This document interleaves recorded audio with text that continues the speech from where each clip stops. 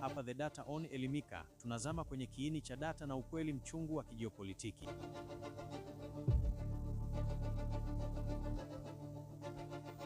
Mimi ni mtangazaji wako Mr. Data, na leo tunafungua ukurasa wa kusisimua kuhusu mwezi mmoja wa mapigano makali yaliyoanza tarehe 28 Februari baada ya kuuawa kwa Ayatollah. Slogan yetu ni The Data on, namba hazidanganyi, ni muda tu.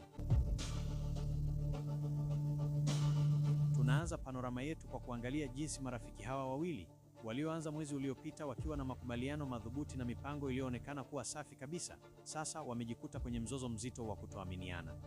Kabla hatujazama kwenye namba na ramani za vita, na kuomba ufanye jambo moja muhimu. Tafadhali bonyeza kitufe cha subscribe, jiunge hapo chini, ili uwe wa kwanza kupata uchambuzi huu wa siri kila siku. Karibu kwenye familia ya Elimika. Chanzo cha mvutano: JD Vance vs Netanyahu, Machi 2026.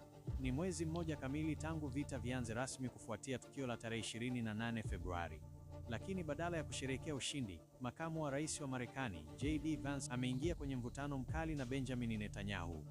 Hoja ya JD Vance anadai kuwa Netanyahu aliibeba Marekani na kuingiza kwenye vita hivi kwa kutumia tathmini zisizo sahihi. Baada ya mwezi mmoja wa mapigano, Irani haijatetereka kama ilivyotabiriwa. Vance, muumini wa America First, anaona kuwa Marekani sasa inabeba mzigo wa vita ambavyo havina mpango wa kueleweka wa kumalizika, exit strategy.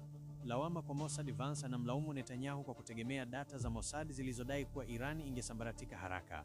Badala yake, Marekani inashuhudia bei ya mafuta ikipaa hadi dola 130 kwa pipa, jambo linalotishia uchumi wa ndani wa Marekani. 2. Ripoti za magazeti ya kimkakati. Mpasuko huu si siri tena. Magazeti makubwa yameanza kufichua ukweli. The New York Times NYT wameelezea mpasuko wa faragha, The Private Rift, ambapo Vance anahoji umuhimu wa kuendelea kuteketeza mabilioni ya dola kulinda anga la Israel, huku rasilimali za Marekani zikiisha. Axios wameripoti kuwa Vance amezuia baadhi ya mipango ya kijeshi ya Netanyahu, akisisitiza kuwa Marekani inahitaji tathmini yake huru, badala ya kuendelea kufuata hesabu zilizofeli za kijasusi za Israel.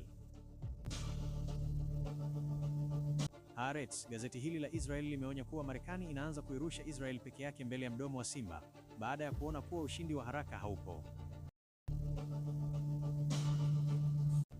3. Hali ya vita. Je, Marekani imepoteza mwelekeo? Mwezi mmoja wa vita umethibitisha mambo makuu matatu. Mkwamo wa kijeshi. Licha ya nguvu kubwa ya Marekani na Israel, Iran imetumia mbinu ya jino kwa jino. Tukio la makombora kufika hadi Diego Garcia, kilomita 4,000, limethibitisha kuwa Irani inamiliki makombora ya masafa marefu ambayo Marekani hakuamini kama yapo. Uchovu wa vita, war fatigue. Ndani ya mwezi mmoja tu tangu kuanza kwa mapigano mwezi uliopita, Marekani imekata tamaa. Hesabu za mwanzo zimefeli na sasa wanalaumiana wenyewe, huku Irani ikiimarisha msimamo wake kwenye mdomo wa simba. Mambo kuwa magumu, Marekani imekwama kati ya kumlinda mshirika wake Israel na kujiokoa yenyewe na anguko la kiuchumi. Mvutano huu kati ya Vance na Netanyahu ni ushahidi tosha kuwa Marekani haina tathmini sahihi ya nani atashinda vita hivi. The Data on, namba hazidanganyi, ni muda tu. Muda umeshaanza kuonyesha kuwa mbinu ya Irani ya kujitegemea kijeshi inafanya kazi, na sasa marafiki wa zamani wanaanza kugeukana baada ya mwezi mmoja wa presha ya uwanja wa vita. Asante kwa kufuatilia uchambuzi huu wa kina. Kabla hujaondoka, na kuomba ulike video hii na usubscribe kama bado hujafanya hivyo. Pia acha maoni yako hapo chini. Je, unadhani Marekani itaiacha Israel peke yake ili kujiokoa kiuchumi? Mimi ni mtangazaji wako Mr. Data. Tukutane tena kwenye mfululizo ujao wa The Data on Elimika.